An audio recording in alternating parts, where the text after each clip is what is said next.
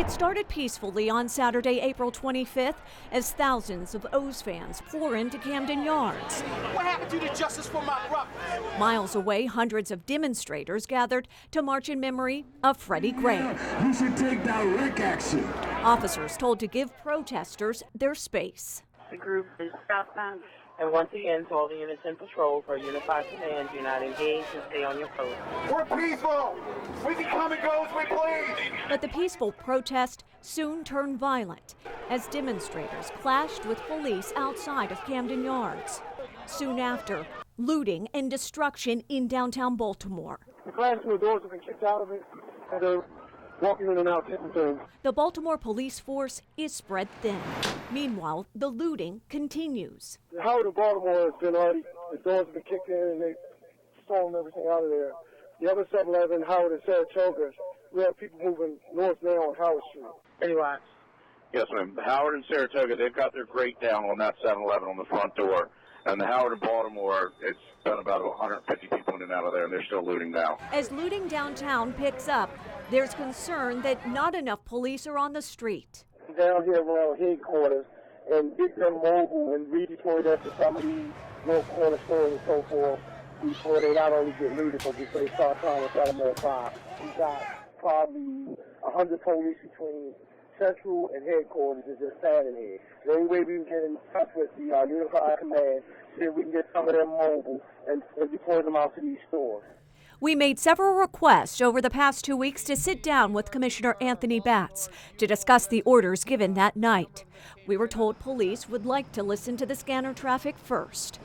One question in particular from that night stands out. What commands were given to officers in regard to looters? The scanners seem to indicate that officers were told to stay out of downtown Baltimore once the looting began. You on C? All right, I'm still on C. Hey, I got the rest of my 10-8 guys. It's about 7 of them. We're about to mobilize, and we're coming towards the downtown area. We're going to be on standby because it's going to hit the fan. We're going to just be on the outskirts of the perimeter. I'm going to leave 2 units up on Pennsylvania Avenue. Other than that, everybody else is coming toward the downtown area.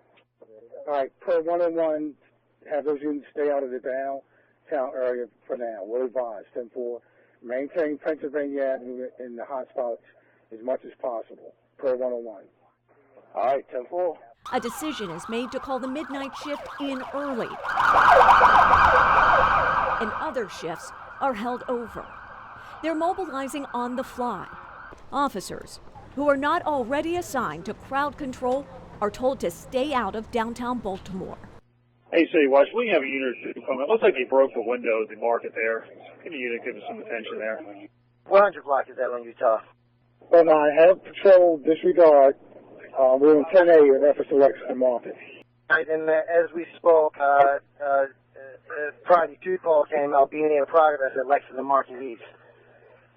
Trying to break into the market and these police back to the location. So do you have units going to respond to that? 30 patrol has been advised not to respond down to the protesters. Hold on, KVA, once again, just like the third time I said it, we're on 10A in Webster Lexington Market. It's not until 9 o'clock the order was given to have officers advance. This push is being made right now. They're starting to lock them up. Yeah, I'll let them know. Meanwhile, at the Western District, the crowds are beginning to clash with police near where Freddie Gray was initially arrested. Joy LaPola, Fox 45 News.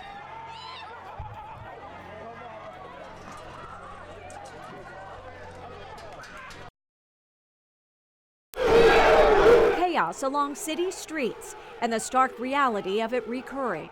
There's nothing that's being put into place right now to prevent this from ever happening again. 2 days of rioting are summed up by the Fraternal Order of Police in a 32-page after-action report. This after-action review came about because police officers, sergeants, and lieutenants of the Baltimore Police Department do not want to see Baltimore burn again. Destruction that devastated the city. Officers say it was preventable had their approach been less passive. Right now we're just holding the line. Hundreds of Baltimore businesses destroyed and 130 officers injured. Certainly the leadership at the top has to take credit for it. Questionable orders, Fox 45 uncovered in our own investigation. The group is southbound. And once again, to all the units in patrol for a unified command, do not engage and stay on your post. Orders that the FOP is now questioning. All right, once again, I need all patrol units to leave the downtown area. This is about the mistakes that were made, because obviously with all the injuries we had, mistakes were made, and moving forward and making sure it never happens again.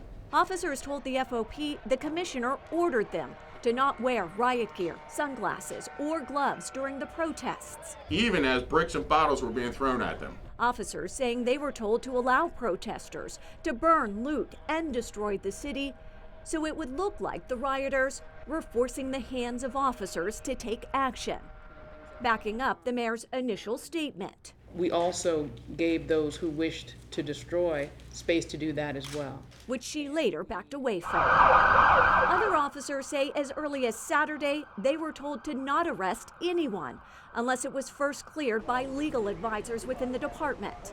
On April 25th, the Saturday before Monday's riots, police arrested 13 people. I think Saturday set up the stage for Monday. If things would have been handled a lot different on Saturday, I say Monday never happens. The FOP writing, quote, "History has shown that when police leadership allows protesters to grow violent, anarchy will surely follow unless quickly addressed." Joy LaPolla, Fox 45 News. Moments ago, I thanked Police Commissioner Anthony Batts for his service to Baltimore City, and I informed him that I would be making a change in the leadership of the Baltimore City Police Department. Recent events have placed an intense focus on our police leadership, distracting many from what needs to be our main focus, the fight against crime. So we need a change. This was not an easy decision, but it is one that is in the best interest of the people of Baltimore. The people of Baltimore deserve better. We cannot grow Baltimore without making our city a safer place to live. I had an officer have his knee on his left kneecap severely damaged. There again at shock trauma.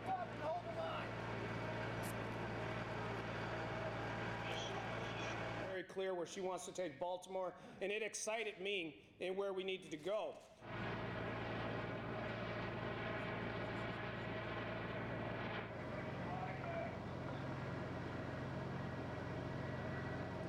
Do you think, professionally speaking, you're going to be able to survive this here in Baltimore? Will your career survive this? Joy, I don't worry about my career surviving. This is my calling. This is what I do. I don't do it for money. I don't do it for fame. I do it because I want to make a city better. I want to make a community better. I believe in this, and as long as I'm here, I would do everything in my heart to make this a better police department,